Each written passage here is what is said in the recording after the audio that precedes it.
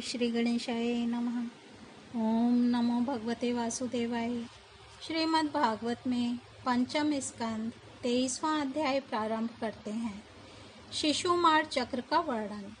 श्री सुखदेव जी कहते हैं, राजन, सप्तऋषियों से 13 लाख योजन ऊपर ध्रुवलोक है।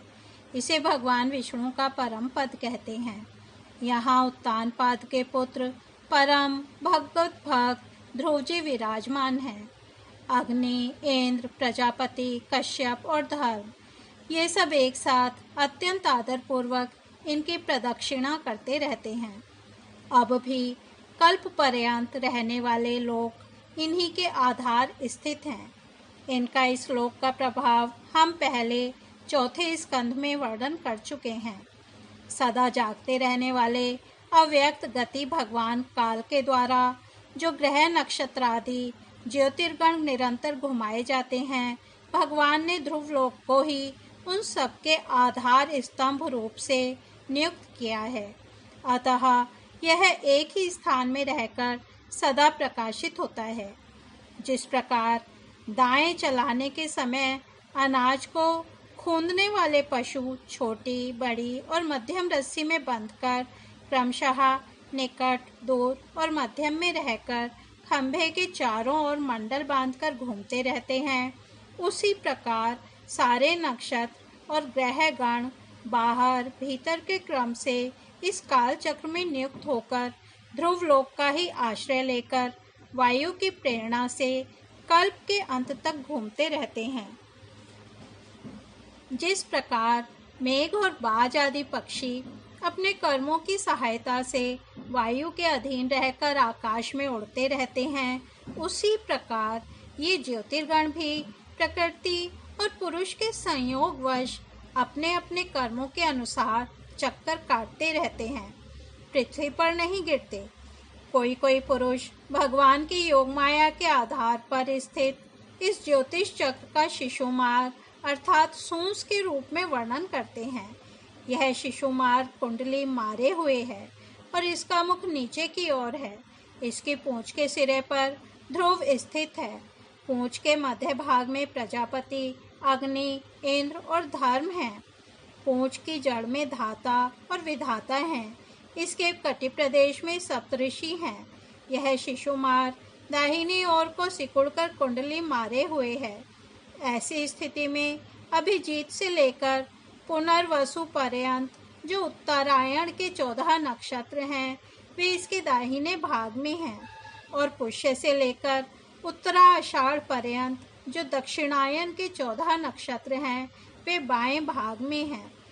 लोक में भी जब शिशुमार कुंडलाकार होता है, तब उसके दोनों ओर के अंगों की संख्या समान रहती है। उसी प्रकार यहाँ नक्षत्र संख्या में भी समानता है।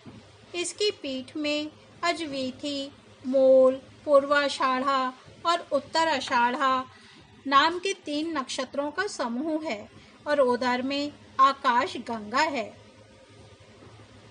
राजन, इसके दाहिने और बाएं कटि तटों में पुनर्वसु और पुष्य नक्षत्र हैं। पीछे के दाहिने और बाएं चरणों में आद्रा और आश्लेषा नक्षत्र हैं, तथा दाहिने और बाएं नथुनों में क्रमशः अभिजित और उत्तराषाढ़ा है। इसी प्रकार दाहिने और बाएं नेत्रों में श्रवण और पूर्वाषाढ़ा एवं दाहिने और बाएं कानों में धनिष्ठा और मूल नक्षत्र हैं।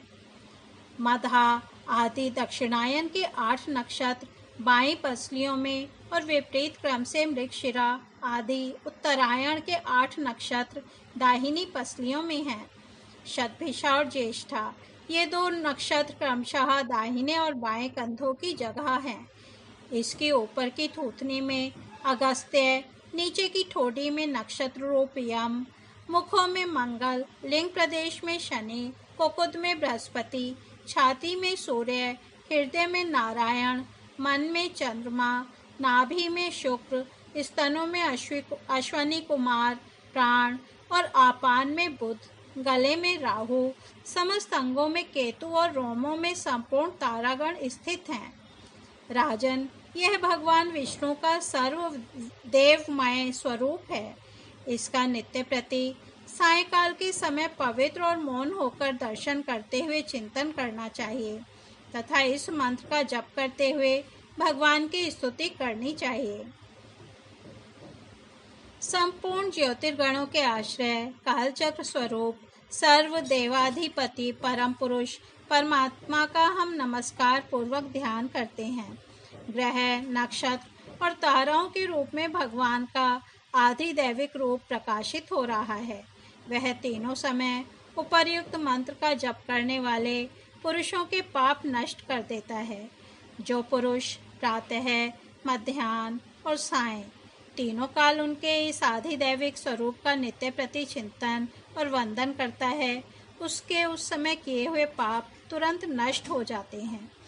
इस प्रकार श्रीमद् भागवत में पंचम स्कंद 23वां अध्याय समाप्त होता है। कल हम 24वां अध्याय राहु आदि की स्थिति, अतल आदि नीचे के लोकों का वर्णन सुनेंगे। तब तक हम यही विराम देते हैं। हरि ओम तत्सत।